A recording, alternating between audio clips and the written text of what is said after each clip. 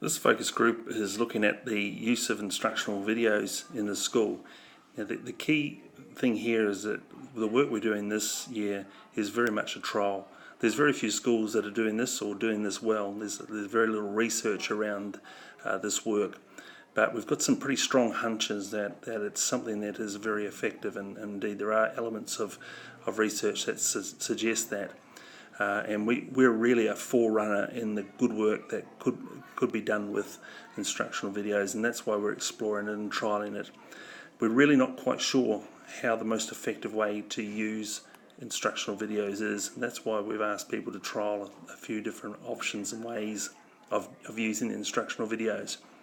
One of the key ways that, and simple ways we think that we could be using instructional videos in the class is that you have one student who, as their job for the week, videos the teaching part of the lesson that you do at the start of each session, and then they upload that to WebDAV, where students can then look at that video again if they've struggled with the initial teaching. So and the reason for that is we know that about 70% of students can get the lesson first time round. So what we're looking at is how we can cater for all students and make sure that they can then get the teaching the second time round, which we know if they watch that video and stop, pause and go back, they'll be able to understand that better without you having to go back as the teacher to explain it.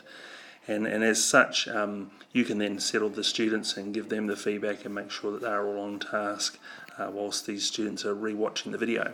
So that's one way we think that it could be used really, really well, but we're really keen for you guys to look at this and work a way through how you might do it. And I think it's important when we get down to the action plan that you have your steps in place as to how we're going to drive this, and that it's sequential, so that you do the first thing first and second thing second and so forth. There's a few things in there that we think will be positive incentives.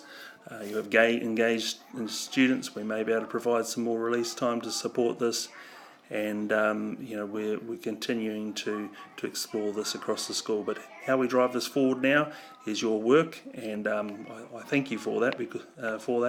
We have 3 sessions this term, up in the last one being week 7. And your work is to build a bit of a plan around how we're going to continue to implement this work across the term and potentially into next term and for the rest of the year. So thank you for that.